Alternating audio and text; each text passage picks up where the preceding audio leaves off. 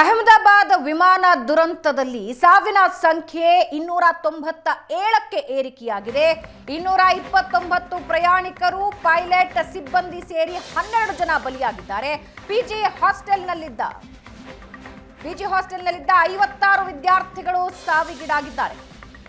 ಹಾಸ್ಟೆಲ್ಗೆ ವಿಮಾನ ಅಪ್ಪಳಿಸಿ ಸ್ಫೋಟ ಆಗಿತ್ತು. ಸಾವು ಬದುಕಿನ ಮಧ್ಯೆ ವಿದ್ಯಾರ್ಥಿಗಳ ಹೋರಾಟ ನಡೆಸ್ತಾ ಇದ್ದಾರೆ. ಹಲವರ ಸ್ಥಿತಿ ಗಂಭೀರ ಆಗಿದೆ. ಸಾವಿನ ಸಂಖ್ಯೆ ಏರಿಕೆಯಾಗಿದೆ. 297ಕ್ಕೆ ಸಾವಿನ ಸಂಖ್ಯೆ ಏರಿಕೆಯಾಗಿದೆ. ಬಿಜಿ ಹಾಸ್ಟೆಲ್ನಲ್ಲಿದ್ದ 56 ವಿದ್ಯಾರ್ಥಿಗಳು ಸಾವಿಗೀಡಾಗಿದ್ದಾರೆ. ಹಾಸ್ಟೆಲ್ಗೆ ಅಪ್ಪಳಿಸಿ ಒಂದೇ ಸಮ ಸ್ಫೋಟ ಆಗಿತ್ತು ವಿಮಾನ.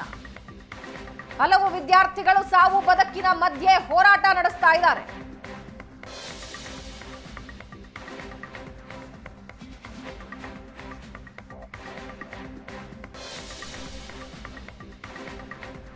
ಕೆಲವೇ ಹೊತ್ತಿನ ಮುಂಚೆ ಸಿವಿಲ್ ಆಸ್ಪತ್ರೆಗೆ ಪ್ರಧಾನಿ ಮೋದಿ ಭೇಟಿ ಕೊಟ್ಟಿದ್ರು. ಅದಕ್ಕೂ ಮುಂಚೆ ಘಟನಾ ಸ್ಥಳಕ್ಕೆ ಹೋಗಿ ಪರಿಶೀಲನೆ ನಡೆಸಿದ್ದನ್ನ ನೀವು ನೋಡಬಹುದು.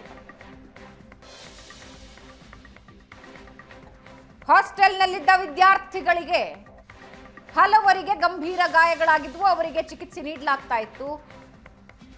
ಸಾವಿನ ಸಂಖ್ಯೆ ಏರಿಕೆಯಾಗಿರೋದರ ಬಗ್ಗೆ ಮಾಹಿತಿ ಲಭ್ಯ ಆಗ್ತಾ ಇದೆ.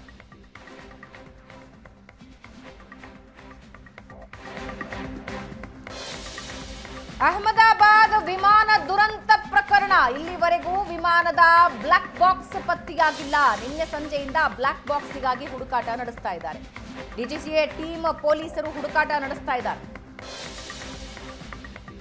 ವಿಮಾನದ ಹಿಂಭಾಗದಲ್ಲಿ ಬ್ಲಾಕ್ ಬಾಕ್ಸ್ ಇದೆ. ಕಟ್ಟಡದ ಮೇಲಿರುವ ವಿಮಾನದ ಹಿಂಭಾಗದಲ್ಲಿ ಬ್ಲಾಕ್ ಬಾಕ್ಸ್ ಇದೆ. ಆ ಅವಶೇಷನ ಹೊರಗೆ ತೆಗೆದ ನಂತರ ಪತ್ತೆಯಾಗೋ ಸಾಧ್ಯತೆ ಇದೆ.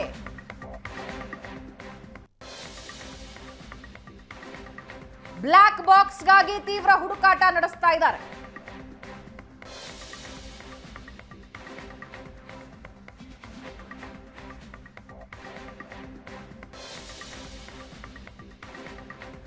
ಬ್ಲಾಕ್ ಬಾಕ್ಸ್ ಹೇಗಿರುತ್ತೆ ಅನ್ನೋದರ ಬಗ್ಗೆ ಒಂದು ಸಾಂದರ್ಭಿಕ ಚಿತ್ರ ನಿಮಗೆ ತೋರಿಸ್ತಾ ಇದ್ದೀವಿ. ಬ್ಲಾಕ್ ಬಾಕ್ಸ್ ಈಗ ಅಧಿಕಾರಿಗಳು, ಪೊಲೀಸರು ಸೇರಿದಂತೆ ಹುಡುಕಾಟ ನಡೆಸ್ತಾ ಇರೋದು ಹಿಂಗಿದ್ದೇ ಒಂದು ಬಾಕ್ಸಿಗಾಗಿ. ಇದರಲ್ಲಿ ವಿಮಾನದ ಡೇಟಾ ಸಿಗುತ್ತೆ. ಜೊತೆಗೆ ಪೈಲಟ್ಗಳ ಕೊನೆ ಕ್ಷಣದ ಮಾತುಗಳೇನಾಗಿದ್ವು ಅವು ರೆಕಾರ್ಡ್ ಆಗಿರುತ್ತೆ. ಇದರಿಂದಾಗಿ ವಿಮಾನ ಪತನಗೊಂಡಿದ್ದಕ್ಕೆ ಕಾರಣ ಏನು ಅನ್ನೋದರ ಬಗ್ಗೆ ಕೆಲವೊಂದು ಕ್ಯಾಲ್ಕುಲೇಷನ್ಸ್ ಸಿಗುತ್ತವೆ. ಒಂದು ಸಾಂದರ್ಭಿಕ ಚಿತ್ರ ತೋರಿಸ್ತಾ ಇದ್ದೀವಿ. ಇದನ್ನ ಬ್ಲಾಕ್ ಬಾಕ್ಸ್ ಅಂತ ಕರೀತಾರೆ. ಇದರ ಹುಡುಕಾಟ ಈಗ ನಡೆಸ್ತಾ ಇದ್ದಾರೆ.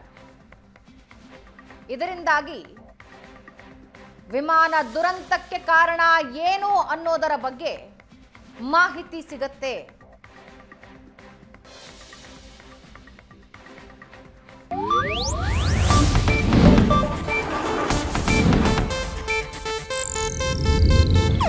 ಇದು ಏಷ್ಯಾನೆಟ್ ನ್ಯೂಸ್ ನೆಟ್ವರ್ಕ್ ಪ್ರಸ್ತುತಿ.